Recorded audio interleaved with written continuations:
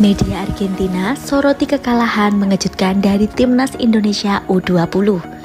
Media Argentina Ole menyoroti kekalahan Argentina dari Timnas Indonesia U20 dalam ajang Seoul Art Honors Cup 2024. Argentina yang difavoritkan meraih kemenangan di luar dugaan malah justru tumbang di Stadion Mokdong, Seoul, Rabu 28 Agustus 2024. Tim asuhan Claudio Gougnalet takluk 1-2 dari Indonesia. Setelah menyelesaikan tur di Jepang, di mana Argentina U20 finish di posisi teratas dan keluar sebagai juara, para pemain muda dari divisi kedua memulai tur mereka di Korea Selatan tidak dengan cara terbaik, tulis Ole. Ole juga mengulas soalnya jalannya pertandingan Indonesia versus Argentina. Disebutkan bahwa pertandingan antara Indonesia melawan Argentina berjalan seimbang hingga akhirnya Garuda Nusantara bisa meraih kemenangan. Argentina memang bisa unggul lebih dulu berkat gol Mirko Juarez Zemlitz di babak pertama.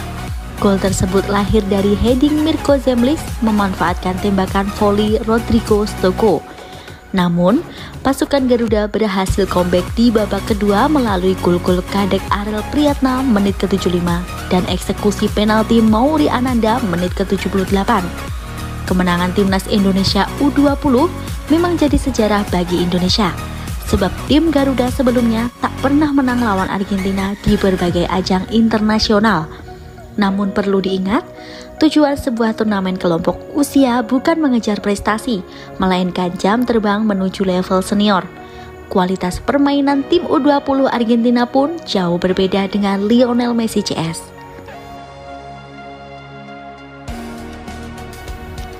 Teka-teki calon pemain naturalisasi Indonesia, mungkinkah Jairo Redewald sudah kasih kode bendera merah putih? Proyek naturalisasi PSSI masih belum berhenti. PSSI terus mencari pemain keturunan demi memperkuat timnas Indonesia. Terdekat, PSSI bakal mendatangkan pemain untuk dinaturalisasi lagi.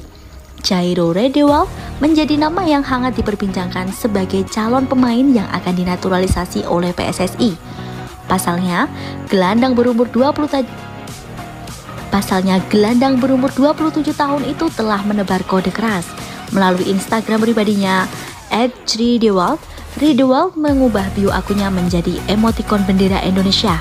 Pemain asal Haarlem, Belanda ini memang punya darah Indonesia.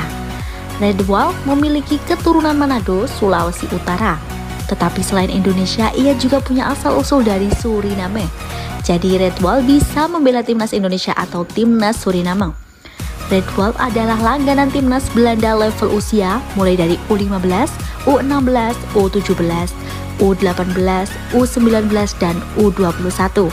Ia juga pernah 3 kali bermain untuk timnas Belanda. Tetapi penampilan terakhirnya untuk timnas Belanda terjadi pada 9 tahun lalu atau pada 2015 ketika umurnya masih 19 tahun.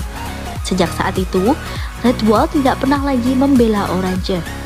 PSSI sudah mengabarkan calon pemain naturalisasi timnas Indonesia akan datang ke Jakarta pada September 2024 atau dalam periode jeda internasional pada 2-10 September 2024. Apakah ada dalam proses naturalisasi ini? Ada sih, tapi seperti biasa tidak akan kami beritahu, tidak akan keluar-keluar, pokoknya adalah dokumennya lagi kami siapkan. Beber anggota EXCO PSSI Arya Sinulinga. Masalahnya adalah dalam proses ini tidak bisa begitu saja sekarang diproses. Mereka, si pemain harus ke Indonesia dulu melalui prosesnya, administrasi dan sebagainya, ungkap Arya. Redewald merupakan produk Akademi Ajax Amsterdam dan membela klub itu. Kota Belanda itu pada 2013 sampai 2017 sebelum pindah ke Crystal Palace dan hijrah ke klub Belgia Royal Antwerp pada musim ini. Sinteyong menuju 100 gol di Timnas Indonesia. Sinteyong menuju 100 gol di Timnas Indonesia, skuad Garuda akan beraksi lagi pada awal bulan depan. Di Timnas Indonesia, Sinteyong sudah bertugas sejak Januari 2020.